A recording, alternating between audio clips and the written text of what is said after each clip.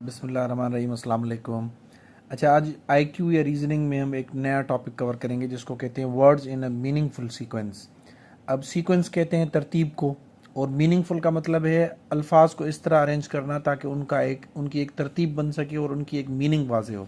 जैसे अगर for suppose इसकी एग्जांपल ले लेते हैं, जैसे मॉर्निंग, नाइट, इवनिंग और नून। अगर इसको हमने तरतीब देना हो तो हमें पता है सबसे पहले मॉर्निंग आएगा, दूसरे नंबर पे हमारा नून आएगा यानी कि दोपहर, उसके बाद तीसरे नंबर पे हमारा इवनिंग और चौथे नंबर पे नाइट, यानी कि एक सीक्वेंस और एक तरतीब बन जाएगी। इसी तरह हम देखते हैं अगर इनको तरतीब देनी है तो यहाँ पे लिखा गया है न्यू मून, क्रेसेंट और फुल मून। अब ये तीन हमें वर्ड्स दिए गए हैं, ये तीनों जो हैं चांद की अकसाम हैं और इनकी तरतीब ऑलरेडी इन्होंने दी हुई है तो हमें चेंज करने की ज़रूरत नहीं है।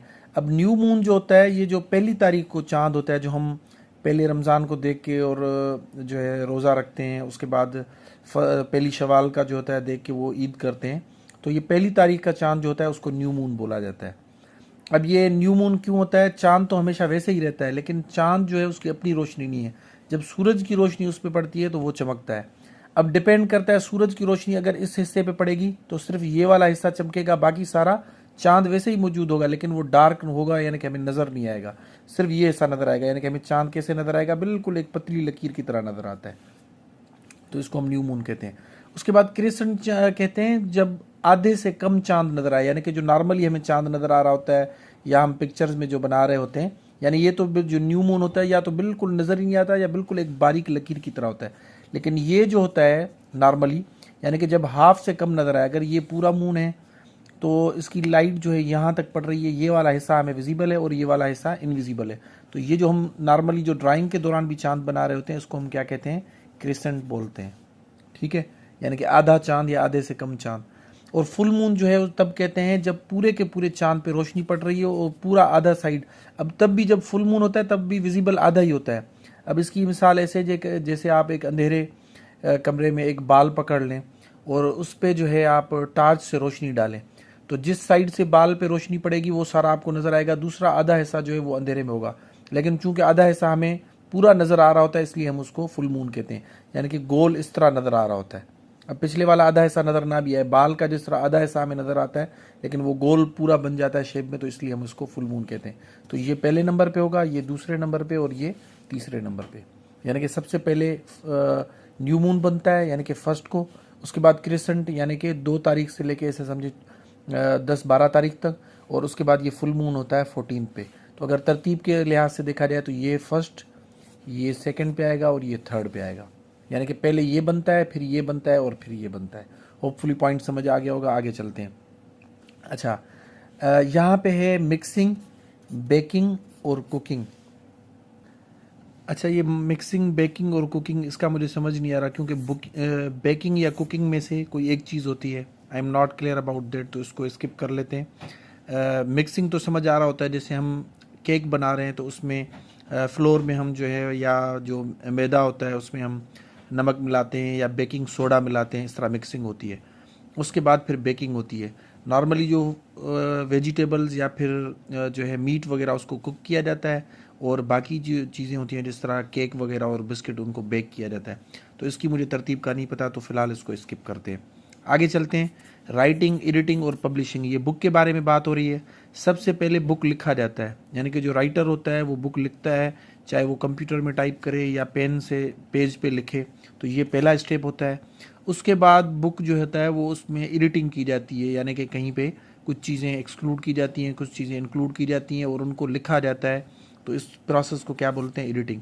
उसके बाद पब्लिशिंग की बारी आती है, उसके बाद जो है बुक प्रिंटिंग पे जाता है और बुक पब्लिश हो जाता है, तो ये थर्ड स्टेप होता है। ये ऑलरेडी तरतीब में, ठीक है। अच्छा, उसके बाद आते हैं प्लानिंग, एग्जीक्यूशन और एवोल्यूशन।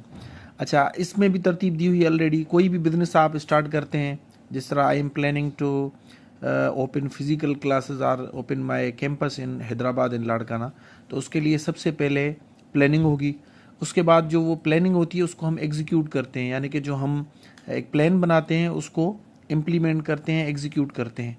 अच्छा, उसमें से जो फ्लॉज हमें समझ आते हैं और हम चीज़ें जो इम्प्रूव करना चाहते हैं तो फिर हम उसको एवेल्यूएट करते हैं और उसको बेहतर बनाने की कोशिश करते हैं। तो ये फर्स्ट, ये सेकंड और ये थर्ड, ये सारे जो क्वेश्चंस हैं ये हमारे जो थर्ड मॉक टेस्ट था उसमें से उठाए गए। तो आई डोंट नो वाई मैंने सारे जो हैं वो ऑप्शन वही पिक किया जिसमें सारे तरतीब के साथ थे, या पहले ऑप्शन में ये एडमिन्स ने सारे, या जो टाइप करने वाला बंदा है उसने तरतीब के साथ रख दिया। एनीवे, अच्छा यहाँ पे आते हैं तो यहाँ पे 4 चीज़ें दी गई हैं। एक है रिसेस, उसके बाद क्लासेस, फिर लंच और फिर ऑफ टाइम। अब स्कूल में सबसे पहले आपसे पूछूं कि सबसे पहले रिसेस होती है, क्लासेस चलती है, या लंच ब्रेक होती है, या फिर ऑफ टाइम होता है। तो सबसे पहले जो है वो क्लासेस चलती हैं, उसके बाद आपकी रिसेस होती है, और उसके बाद आप उसमें लंच करते हैं, लंच ब्रेक भी जिसको कहा जाता है, और उसके बाद आखिर में आपकी छुट्टी होती है। तो अगर तरतीब देखा जाए तो सबसे पहले क्लासेस, उसके बाद रिसेस, रिसेस जब हो जाती है, बेल बज जाती है, तो आप उसमें लंच कर लेते हैं, और उसके बाद फिर आपका ऑफ टाइम होता है। अगर इसको क्योंकि रिसेस की बात आ गई है तो ये बिल्कुल जो है ये स्कूल की बात हो रही है, क्योंकि नॉर्मली ऑफिसेज में जो है वो ब्रेक होता है, रिसेस नहीं होती। अच्छा, उसके बाद आते हैं वॉशिंग, ड्राइंग और फोल्डिंग।